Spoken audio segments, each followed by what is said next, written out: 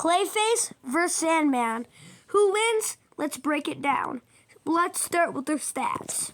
Carlisle, also known as Clayface, appeared in a horror movie and shattered blah blah blah Basil thing in his body, and that's how he turned Clayface in the thing. And then Joker made a toxin that turned Clayface into Clayface and turned him into a supervillain. Yeah. Clayface is obviously made out of clay, and that's where he gets his name. But he can literally shape-shift to anyone. He's basically DC's Chameleon, except he has more powers than Chameleon. You get my point. Clayface has also powers that he can turn his hands and his body to any weapon he wants.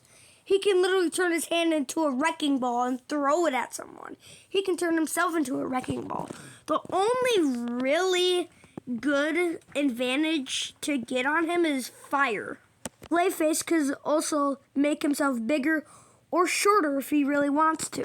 And he can make little clones of himself, or make clones of himself that are exactly as strong as him. Clayface is really strong. He's able to throw around Batman, hit Batman villains like nothing. And he literally is one of the best, if not the best, Batman villain there is, and strongest. Clayface can make his hands into sharks, swords, anything you could possibly think of. Clayface can turn himself into. Yeah, there's literally nothing else basically to say about him. I mean, yes, he's dumb, but he's tall, strong, fast. He can literally go to the floor and go under it and follow you. And can go through tiny spaces with ease. Clayface can literally turn himself into small things to go through those tight gaps. And I really don't know what else to say about Clayface, except he's strong, he can turn his hands to anything, he can turn himself into anything, and he can transform. I really don't know what else to say. Flint Marco, also known as Sandman, was touched iteration sand, which turned his body into a literal sand. After he escaped prison, that reaction went to his body and turned into sand. He can make his size, he can grow taller or shorter, he can turn his hands to any weapon he wants, and yeah, he can literally heal. If he gets his hand hit off, then he can regenerate it. It's fine. There's nothing to him. Sandman throws around Spider-Man.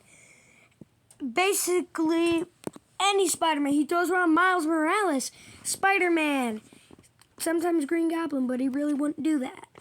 Sorry the episode's so short, but there's really no difference between these two except one's clay, one's sand. They can literally both do the exact same thing.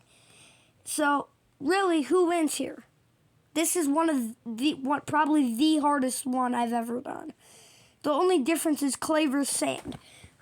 Clayface's weakness is fire. Sandman's weakness is water.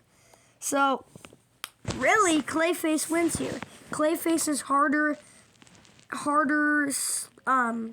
thicker than sand, really. So, in my opinion, Clayface wins, but let me know what you think. Clayface wins.